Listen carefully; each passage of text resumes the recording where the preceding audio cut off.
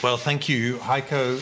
It's a great pleasure to come back here for the second time in my time as Foreign Secretary, and we're becoming good friends. And of course, we spent time talking about Brexit. Today, I was able to reply publicly to the wonderful and generous letter written by Annegret Kramp-Karrenbauer and a number of distinguished Germans saying how sad they were about Brexit. And what I was able to say is that despite Brexit, we have no plans to pick up the island of Great Britain and move it to the other side of the world, and warm beer and cricket and all the other great things about Britain are here to stay. And when I come to Germany, I'm always reminded that we have no closer partner on the international stage than Germany. It's a very strong bilateral relationship.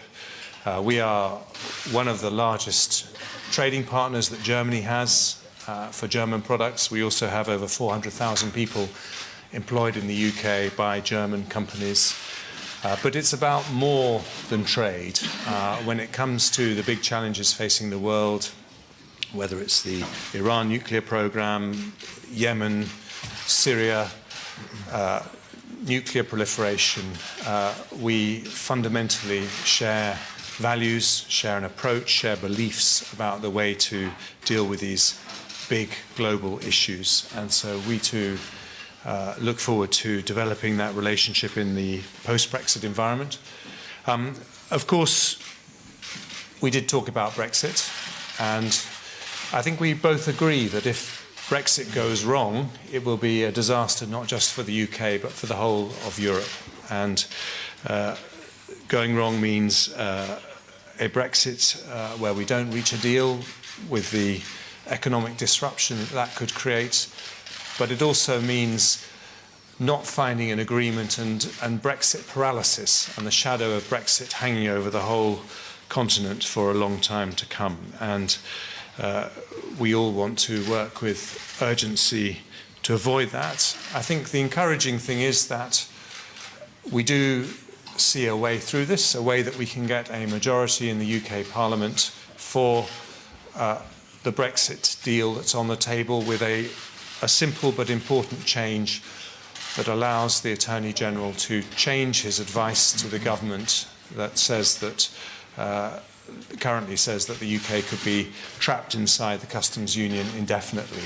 If we can find a way to allow him to change that advice, then there is a way to getting the parliamentary support that we need.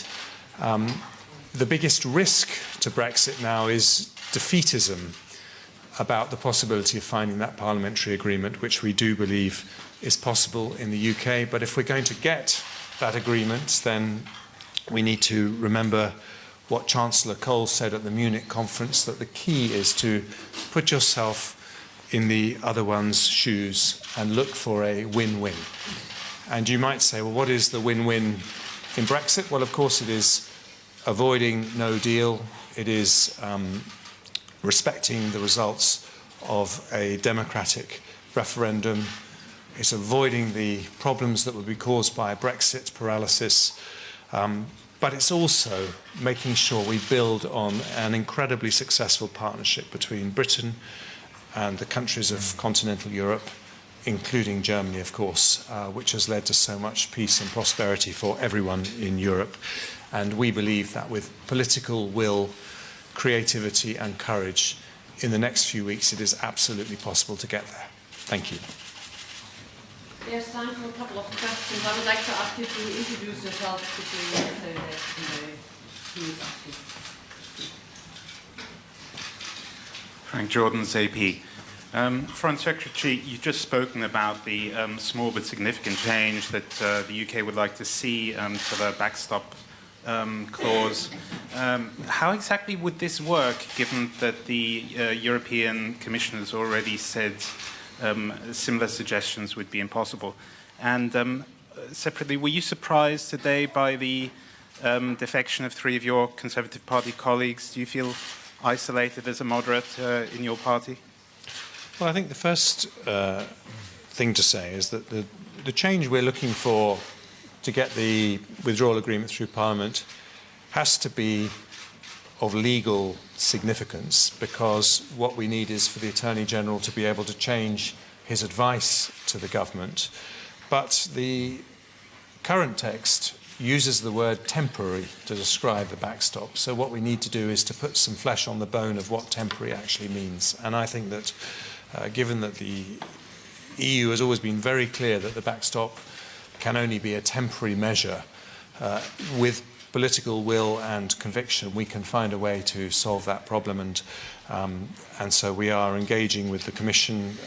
My colleagues Steve Barclay and Geoffrey Cox, and also the Prime Minister this week, will be engaging with the Commission to talk about the details as to how that might be possible. But we do certainly believe that it is possible. With respect to my three colleagues who left the Conservative Party today, I'm very sad. They were colleagues who I liked immensely. I worked extremely closely with Sarah Wollaston when I was Health Secretary and she was Chair of the Health Select Committee. Anna Soubry was one of my ministers in the Department of Health. These are extremely talented people, and I hope that one day we'll be able to welcome them back into the Conservative family. And we will be able to do that by showing them that the Brexit that we are going to be delivering in accordance with the referendum result is not the Brexit of their worst fears. It's not going to be a Brexit where we pull up the drawbridge, where we turn Great Britain into Little England. It's going to be an open, outward, positive Brexit where we continue to engage with our friends and neighbours in Europe in the most positive possible way. Ich will noch einmal klarstellen, dass wir alle im Moment nach Möglichkeiten suchen, vor allen Dingen eines zu verhindern, nämlich den harten Brexit. Das wollen ja anscheinend alle, nur haben wir noch nicht den Weg gefunden, wie wir dieses Ziel erreichen, und so langsam beginnt uns die Zeit wegzulaufen. Deshalb begrüße ich das, dass die Diskussionen jetzt doch immer konkreter werden über die Wege, die man sich ja vor allen Dingen in London dafür vorstellen kann. Und es ist sicherlich auch zu begrüßen, dass heute Abend auch Theresa May mit Jean Claude Juncker in Brüssel noch einmal darüber reden wird, weil letztlich die Kommission der Europäischen Union diejenige Organisation ist, die die Verhandlungen für uns alle, für alle Mitgliedstaaten in der Europäischen Union führt. Ich will noch einmal sagen, dass das Austrittsabkommen, das verhandelt worden ist, ein Kompromiss ist zwischen beiden Seiten, einer, dem alle EU-Staaten zugestimmt haben.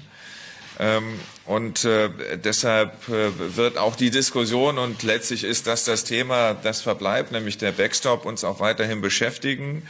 Für die Mitgliedstaaten der Europäischen Union, genauso wie für die Kommission, ist der Backstop die Rückversicherung, dass der Brexit eben nicht zu einer harten Grenze führt. Und solange dafür keine Lösung gefunden wird, glaube ich, wird es auch schwierig sein, am Abkommen selber noch einmal Veränderungen herbeizuführen.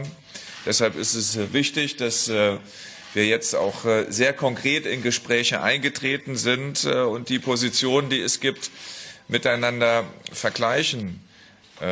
Letztlich werden alle Mitgliedstaaten der Europäischen Union zustimmen.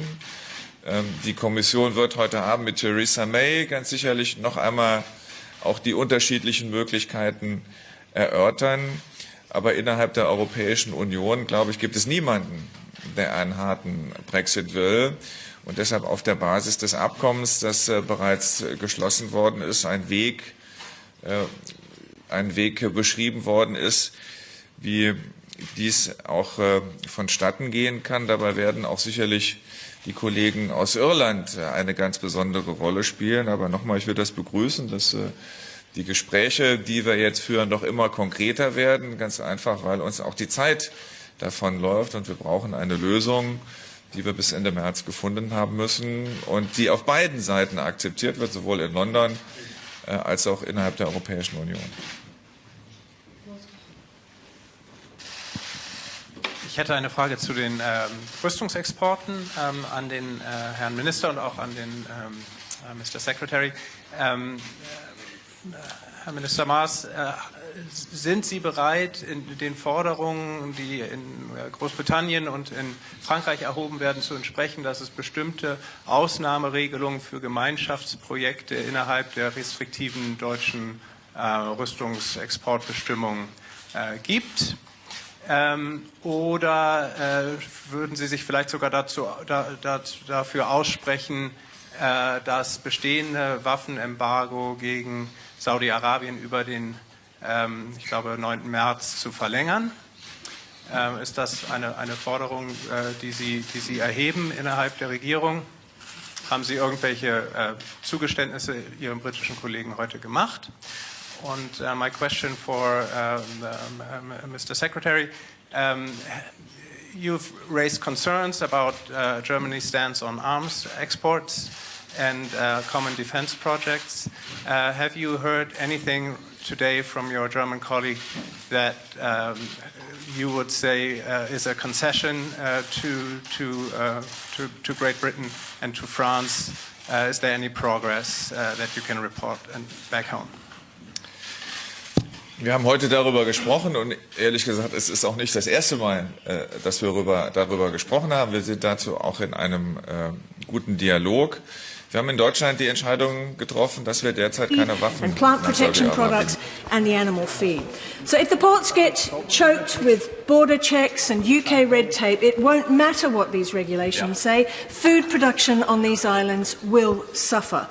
Now, I welcome the 2-year transitional period, but I can see no reason why the acceptance that the EU